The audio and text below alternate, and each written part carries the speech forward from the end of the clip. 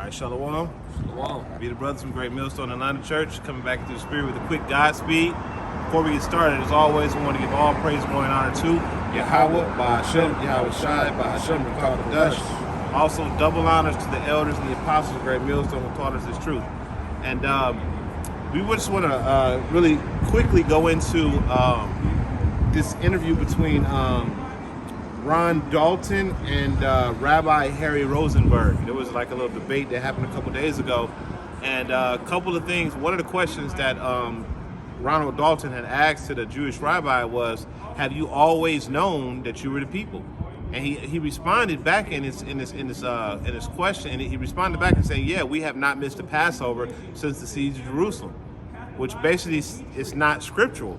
You know what I'm saying? Because the Lord told us that what he was going to do to us. He said that we were going to be discontinued from our heritage. So I'm going to grab that real quick.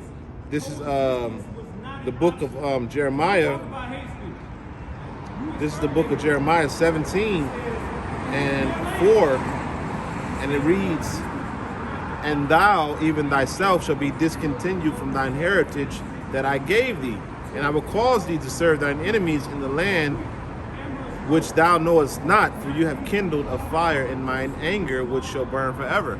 Now, if you've always known that you were the people, how were you ever discontinued from your heritage that the Lord gave you? You know? And heritage is a memory of who you are. It's a transfer of wealth. You know, it's a transfer of knowledge. How is it that you've always had that? That means that the curses that the Lord said that he was going to put upon the people for disobeying him never happened to you. You know, you got something out? That word discontinue means to put an end to. So if they were continuously keeping the Passover, when was the input to it? You know, that doesn't fulfill 2 Thessalonians, the second chapter of falling away first. Exactly. When did you fall away? You ain't never fell away, man. Yeah. You know what I'm saying? And they had that falling away had to come so the man of sin can be revealed, as the brothers brought out. And now the man of sin is being revealed. That man that is the wickedest of all the men on the earth. Now this is a book, Who is Esau Edom, you know, by Dr. Charles Wiseman. And in this book, it gives a history that you wrote, as the scriptures talk about, it should cause their tongue to fall upon their own head. And I'm just gonna read a quick paragraph, and it says, "John Hyrcanus conquered the whole of Edom and undertook the forced conversion of its inhabitants to Jerusalem. Thenceforth, Edom became a section of the Jewish people." And the key word of that is Jewish, which means to be like. You're not the actual Jew, you're trying to be like the Jew, which the word Jew comes from Judah, okay? And you were never the Judites, you were never the inhabitants of Jerusalem. You were conquered, you were converts, man. You were converted by John Hyrcanus, which was going off. But that was necessary to fulfill the prophecy of today. See, because if you weren't never converted to being a Jewish convert, then a bastard would have never dwelled in Ashdod, because we would have always known who we are. If we were not taken away from our heritage, we would have stayed where we were. We would have tried to get Jerusalem back, you know? But the Lord had to take that from us to fulfill prophecy.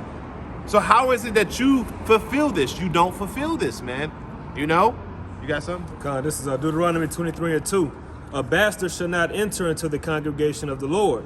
Even to his 10th generation shall he not enter into the congregation of the Lord."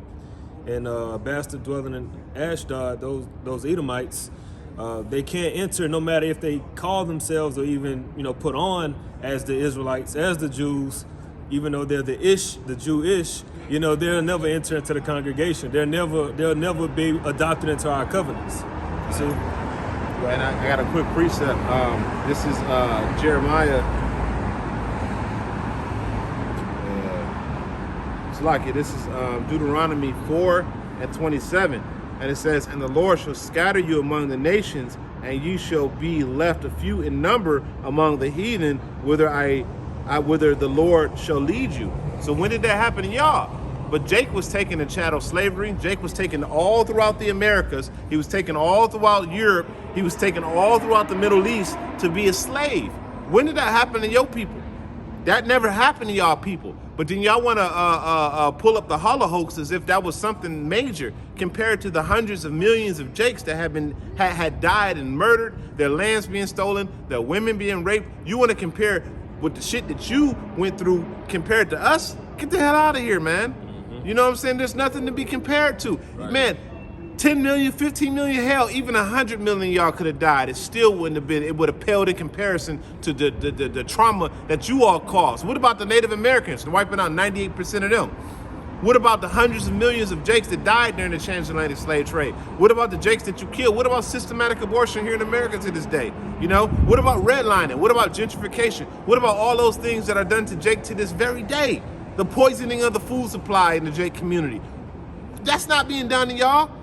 You know, oh, well, it is now, but that's because, you know, Esau is a cruel ruler, and he was going to oppress even his own people to get what he need. You know what I'm saying? But back then, it wasn't done to y'all. That was only done to Jake. You got something? Yeah, and I wanted to go into that word ish, and I wanted to grab a precept real quick, because this word ish is a suffix, right? And it means somewhat, in a way, not exactly. Now, Job 15 and verse 5 says, "For thy mouth uttereth thine iniquity, and thou choosest the tongue of the crafty. Thine own mouth condemneth thee, and not I.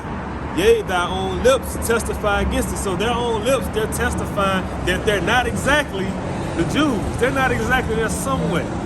All right, so you devils is finished, man. Y'all through. and the thing is, the reason why this is such an uproar is because if we remember who we are, that means that you're going to get revealed on who you are. Right. You see, you don't want the world to know that you're the wicked of the earth.